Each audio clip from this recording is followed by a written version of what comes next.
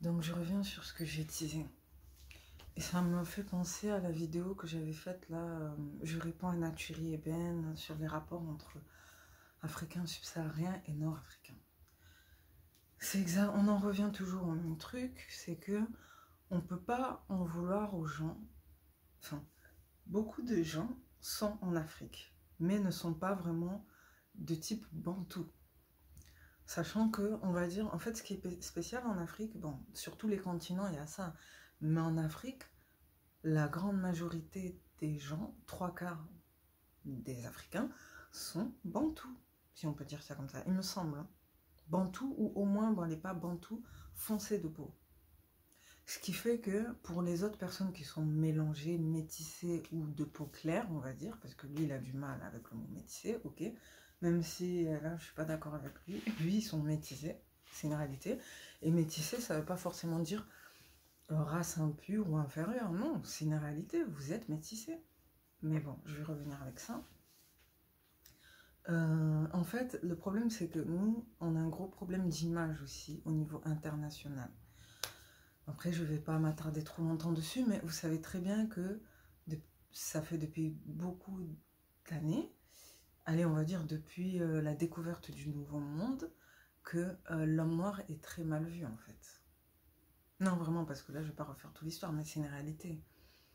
Surtout depuis l'esclavage, la colonisation, tout ça. Enfin, les différentes périodes d'esclavage, parce qu'il y a eu différents esclavages, et la colonisation, on a une très mauvaise image internationalement parlant, si vous voyez ce que je veux dire. Et d'année en année, ça s'empire.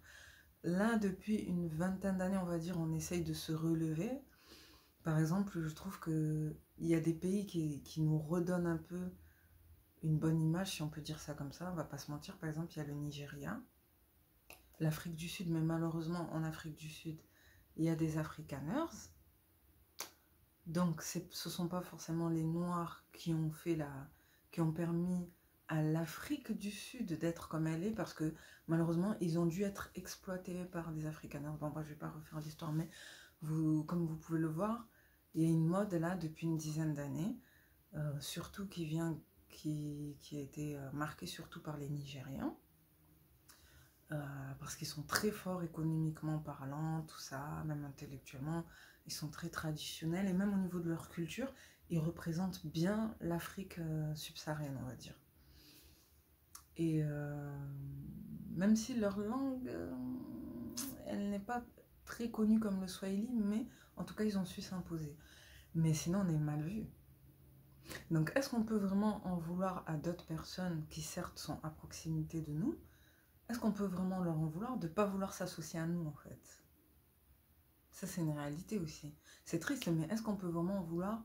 Enfin, là, maintenant, tu vois, depuis quelques années, oui, il y a des Capverdiens, et des Malgaches et des Nord-Africains qui revendiquent l'Afrique.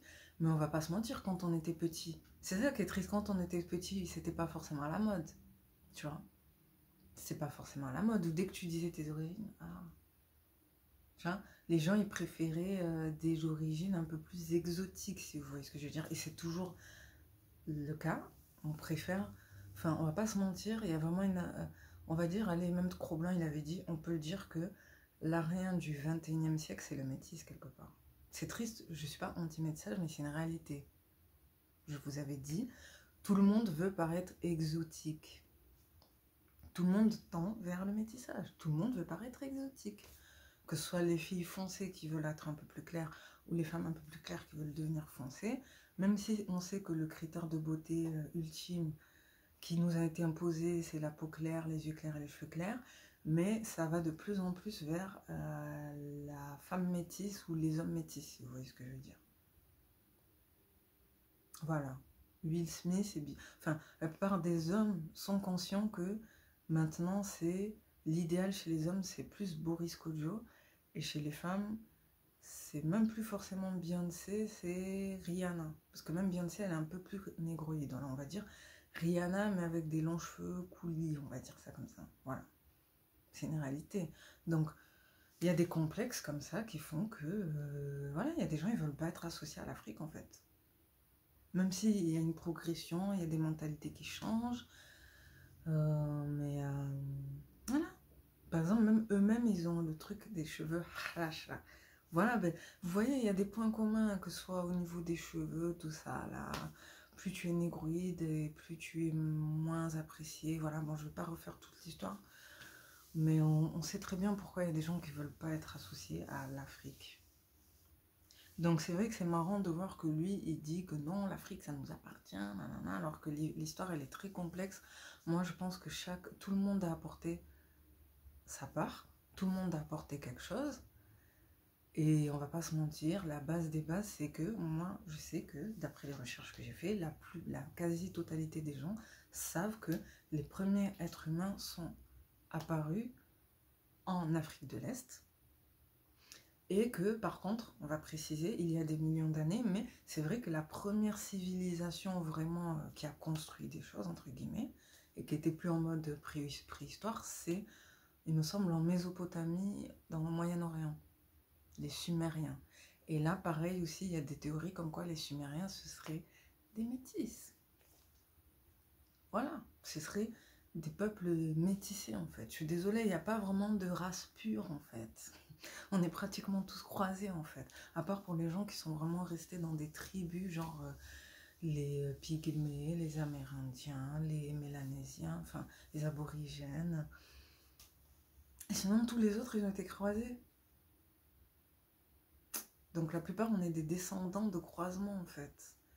Et donc là, moi, c'est pour ça que je peux pas dire, enfin, je peux pas dire à un arabe, par exemple, retourne en Arabie, parce que, ben moi, d'ailleurs, enfin, d'après les tests d'ADN que j'ai vus, il me semble que la plupart des Maghrébins, enfin, des Nord-Africains, que tu le veuilles ou non, Marocco-Franco, vous êtes, il me semble, majoritairement, donc, Nord-Africains, Berbères,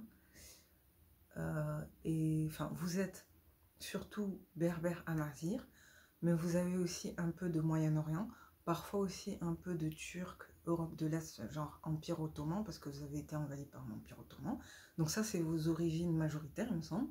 Après, j'ai vu que vous avez un tout petit peu, genre entre 20, non, allez, entre 30 et 10% souvent de sang ibère, caucasien, donc des Européens du Sud, Espagnols, Italiens, méditerranéens. C'est pour ça qu'il y a beaucoup d'Italiens, d'Espagnols qui ressemblent à des Maghrébins et vice-versa.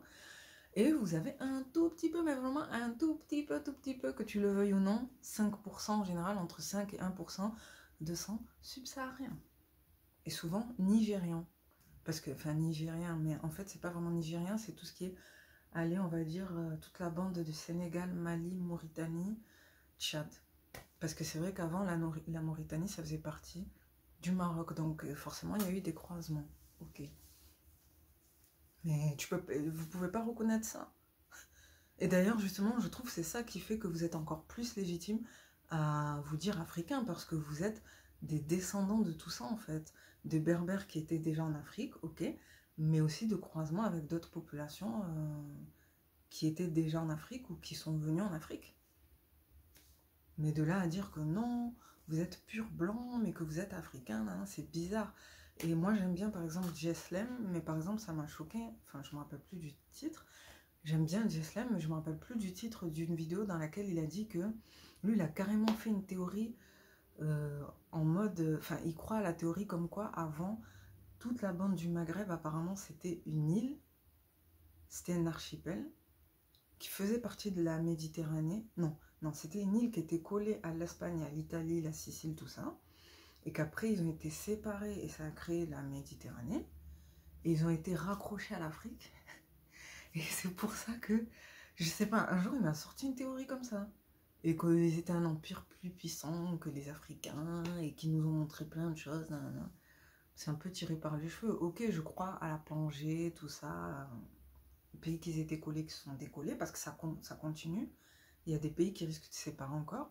Mais de là à dire ça, waouh. Je sais que la Méditerranée, oui, il y a tout un ancien royaume. Enfin, il y a des origines communes, mais de là à dire qu'ils étaient séparés de l'Afrique et que malheureusement ils ont été collés à l'Afrique, genre ça m'a choqué quand il a dit ça. Je l'aime bien, j'aime bien ce qu'il dit, mais ça m'a choqué, je savais pas. Et qu'avant le Sahara c'était une forêt, tout ça. Bon bref, je sais pas. Moi tout ce que je sais c'est que oui avant on était collés, mais je sais pas, les premiers êtres humains, ils étaient foncés et on a le gène dominant. Mais je vais en parler un peu plus.